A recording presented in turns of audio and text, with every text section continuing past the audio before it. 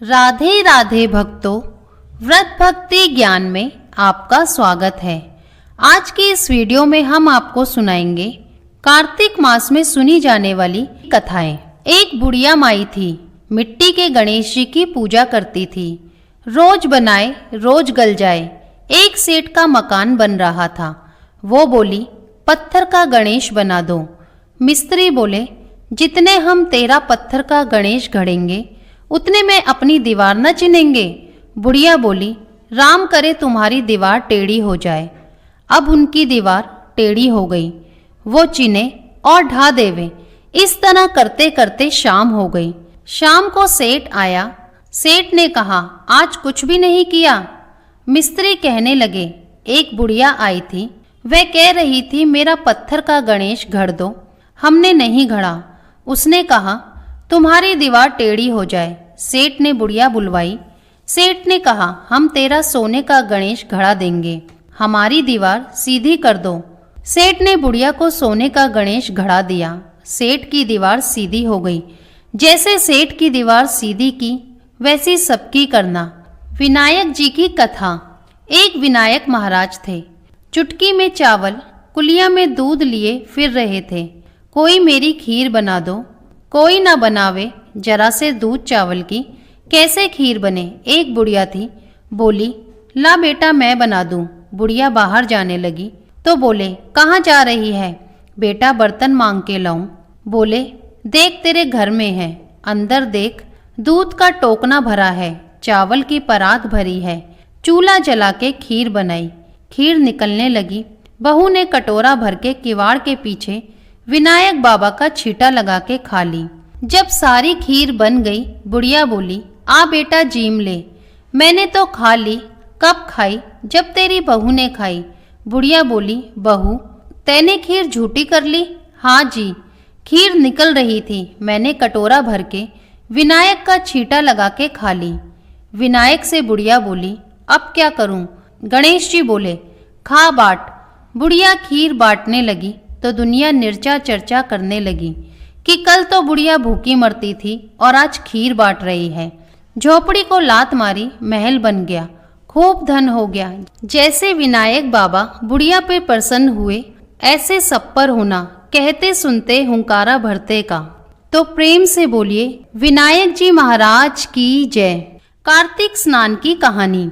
एक सास थी, कार्तिक नहाती थी। 12 कोस जाती 12 कोस आती।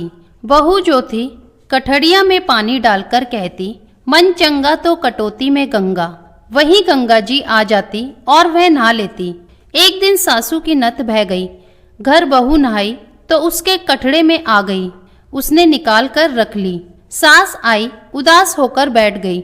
बहू बोली, उदास क्यों बैठी हो? सास बोली, मेरी नत गंगा जी में बह गई।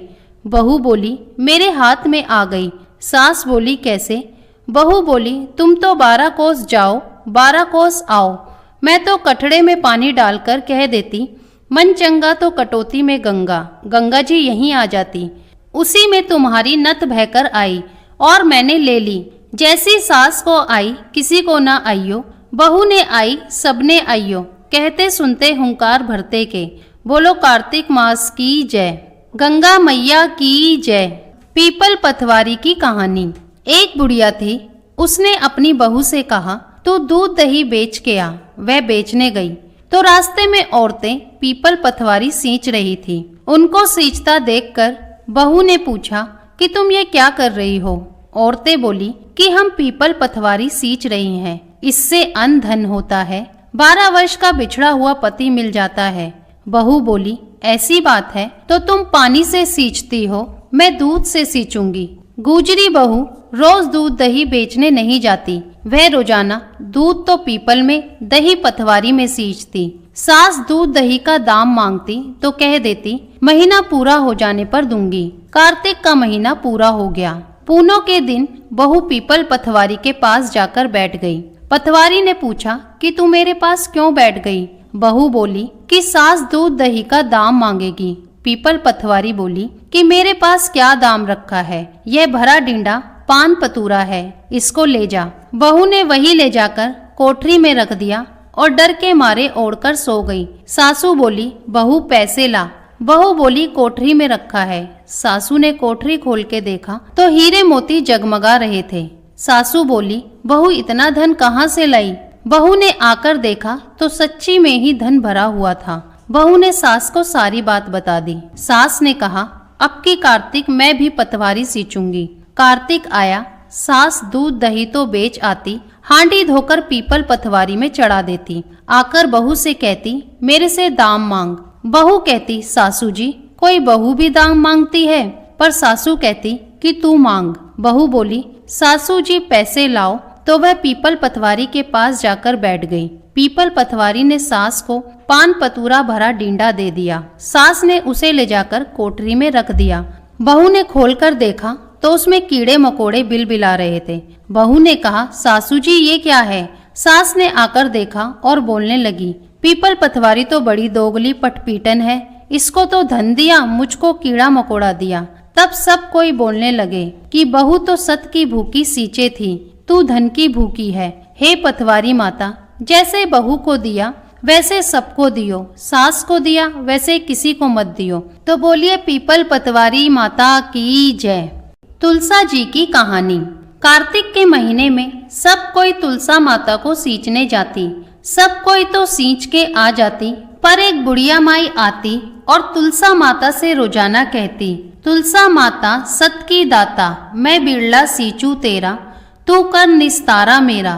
तुलसा माता अड़ुआ दे लड़ुआ दे, पीताम्बर की धोती दे, मीठा मीठा गास दे, बैकुंठ का वास दे, चटके की चाल दे, पटके की मौत दे, चंदन का काठ दे, झालर की झिंकार दे, साईं का राज दे, दाल भात का जीवन दे, 11 का दिन दे, कृष्ण का कंधा दे। इतनी बात सुनकर तुलसा माता सूखने लगी। भगवान ने पूछा कि तुम्हारे पास तो इतनी औरतें आती हैं, तुम्हें जिमावे गाए तो भी तुम कैसे सूखने लगी? तुलसा माता ने कहा कि एक बुढ़िया माई आती है जो रोजाना इतनी बात कहकर जाती है, मैं और सब कुछ तो दे दूंगी, पर आप कृष्ण का कंधा कहाँ से दूंगी? थोड़े दिन बाद बुढ़िया माई मर गई। जब सब कोई उसको उठाने लगे पर वह इतनी भारी हो गई कि उठे ही नहीं। सब कोई कहने लगे, पाप घाट की माला फेरती जिससे इतनी भारी हो गई। भगवान बूढ़े ब्राह्मण का रूप धारण करके आए। सबसे पूछने लगे, इतनी भीड़ क्यों हो रही है? सब बोले, एक बुढ़िया माई मर गई है, पापनी थी, इसलिए किसी से नहीं उठती। जब भगवान बोले कि इसके कान में मुझे एक बात कहने दो तो यह उठ जाएगी, सब ने कहा कि तू भी मन की निकाल ले। भगवान ने जाकर उसके कान में बोले, बुढ़िया माई तू बिरसा सींचे मेरा, मैं करूँ निस्तारा तेरा। बुढ़िया माई अड़ुआ ले कड़ुआ ले, पीताम्बर की धोती ले, मीठा मीठा गास ले, बैकुंठ का वास ले, चटके की चाल ले, पटके की मौत ले, चंदन का काठ ले, झालर का झिंकार ले, साईं का राज ले, दाल भात का जीवन ले, कृष्ण का कंधा ले। इतना सुनते ही बुढ़िया माई हल्की हो गई। भगवान कंधे पर ले गए, उसकी मुक्ति हो गई। हे तुलसा माता, जैसी उसकी मुक्ति करी ऐसी हमारी करियो, जैसे उसको कंधा दिया वैसा सबको दियो। तो प्रेम से बोलिए माता तुलसा की जय। नितनेम बाबा की कहानी। एक छोटी सी लड़की नितनेम की पूजा करती थी। भावज बोली, काम की ना धाम की, सारे दिन नितनेम करती रहती है। लड़की एक टांग से खड़ी होकर बोली, हे नितनेम बाबा, जो मैं सच्चे मन से ध्याती हूँ तो सोने की मूर्ति बनकर आले में विराजमान हो जाओ। भगवान का सिंहासन डोला। छोटी सी लड़की तप कर रही है तो नितनेम बाबा सोने की मूर्ति बनकर आले में विराजमान हो गए। लड़की आंख खोले तो देखे कि सोने की मूर्ति बनकर आले में रखी है। अब आवाज दी, देख ले भाभी नितनेम बाबा, माँ देख ले नितनेम बाबा।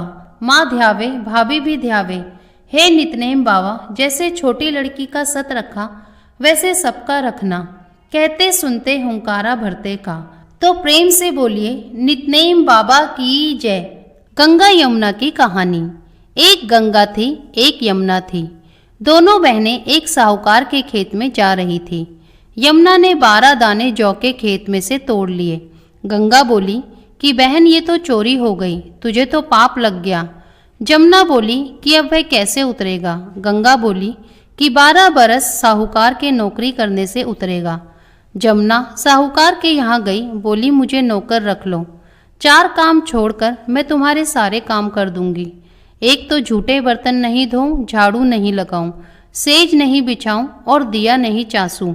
साहूकार ने उसे नौकर रख लिया। 12 बरस बाद कुंभ का मेला आया। साहूकार साहूकारनी मेले में जाने लगे तो जमुना ने उन्हें एक सोने का टका दिया और बोली कि वहाँ मेरी बहन गंगा है, उसको ये टका दे देना, कह देना बहन जमुना ने भेजा है तो वे हाथ पसार कर गोरी गोरी बइयों में हरी हरी चूड़ियाँ पहनकर ले लेगी। वे लोग वहाँ जाकर सोने का टका देने लगे तो गंगा ने हरी हरी चूड़ियाँ गोरी गोरी बइयाँ हाथ पसार कर ले ली और बोली मेरी बहन जमुना से कह देना कि अब तेरे 12 बरस पूरे हो गए हैं, अब आ जाएगी। साहूकार साहूकारनी घर आए, जमुना से बोले कि तेरी बहन बोली कि तेरे 12 बरस पूरे हो गए हैं, अब तू आ जा। यह सुनते ही जमुना सहस्त्र धारा होकर बहने लगी।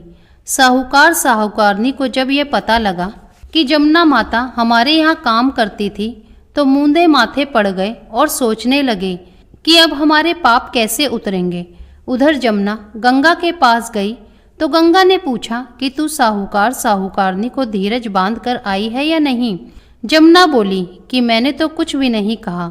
गंगा बोली कि उनको धीरज बंधाकर आ, नहीं तो उनको संतोष कैसे होगा। जमुना दोनों के सपने में आई, बोली कि तुम उदास क्यों हो।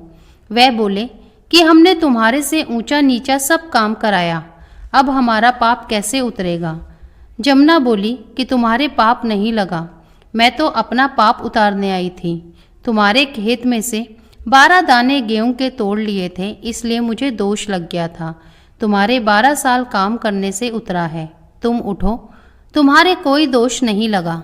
तुम्हारे खूब धन लक्ष्मी हो जाएगी और नित्य तुम्हारी मुक्ति हो जाएगी। हे जमुना माता, जैसे मुक्ति साहूकार साहूकारनी को दी वैसे सबको देना। तो प्रेम से बोलिए जमुना मैया की जय, गंगा मैया की जय। 8वां वार की कहानी। एक माँ और बेटा थे।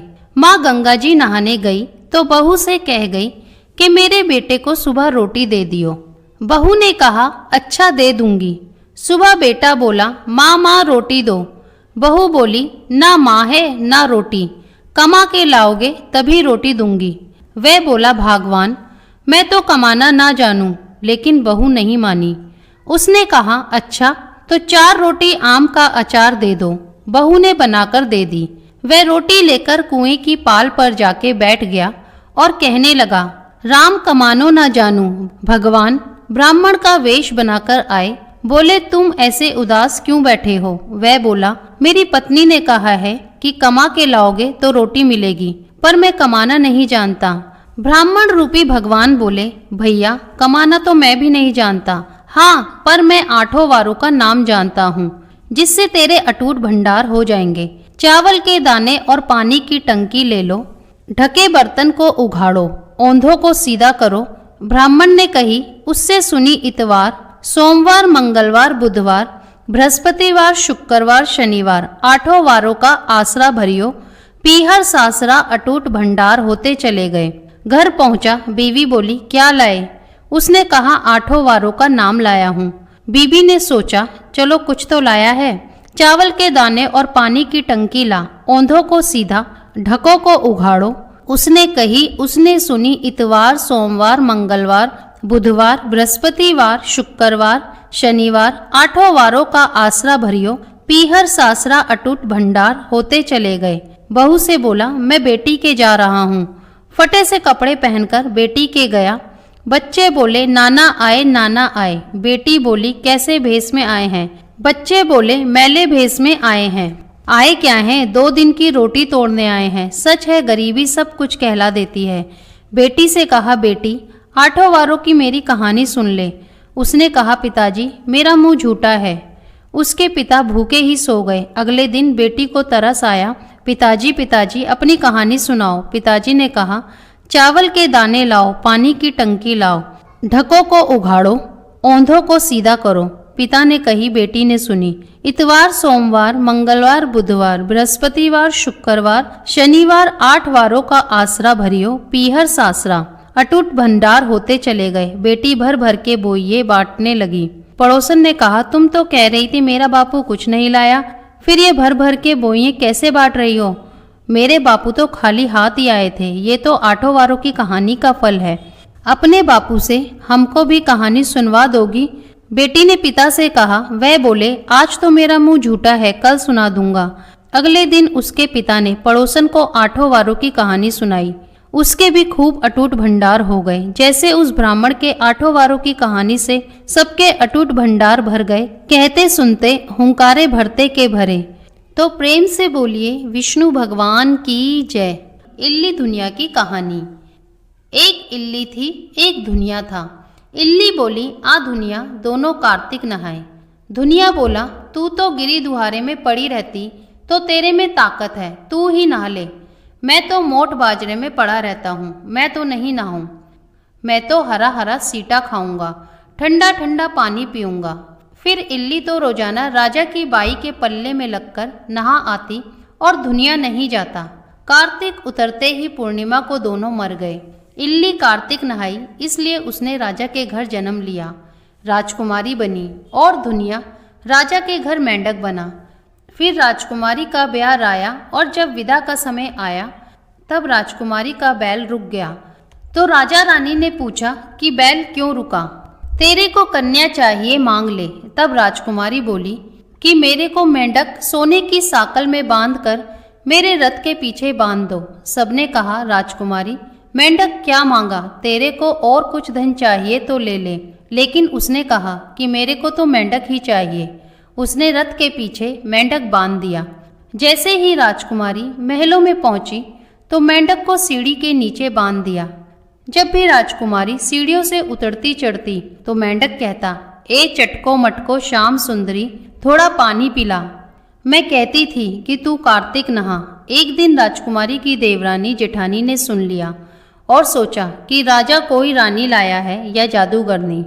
उन्होंने राजकुमार से कहा कि तू रानी लाया है या जादूगरनी, जो आदमियों से तो बात नहीं करती और जानवरों से बात करती है। राजा ने कहा कि जब तक आंखों से नहीं देखूं मानूंगा नहीं। एक दिन राजा छुपकर बैठ गया। राजकुमारी महलों से उतरी तो फिर मेंढक ने वही कहा और रानी ने भी वही जवाब दिया। तब राजा तलवार लेकर खड़ा हो गया और कहा कि तू मेंढक से क्या बात करती है, सच्ची बता, नहीं तो तलवार से काट दूंगा। रानी बोली, पिछले जन्म में मैं तो इल्ली थी, ये धुनिया था। इसको मैंने कहा था कि आ दोनों कार्तिक नहाएंगे। यह तो नहाया नहीं और मैं नहा ली, इसलिए हम दोनों पिछली बात करते हैं। राजा ने कहा कि कार्तिक में गंगा नहाने का इतना फल होता है तो हम दोनों ही जोड़े से कार्तिक नहाएंगे और खूब दान पुण्य करेंगे, जिससे हमें आगे इससे ज्यादा फल मिलेगा। दोनों कार्तिक नहाने लगे। राजा के घर खूब धन संपत्ति हो गई। हे कार्तिक महाराज, जैसे इल्ली को दिया सबको देना, जैसे दुनिया को दिया ऐसा किसी को ना देना। तो प्रेम से बोलिए कार्तिक महाराज की जय। अगर वीडियो पसंद आई हो तो लाइक शेयर कमेंट करें और चैनल को सब्सक्राइब करना ना भूलें।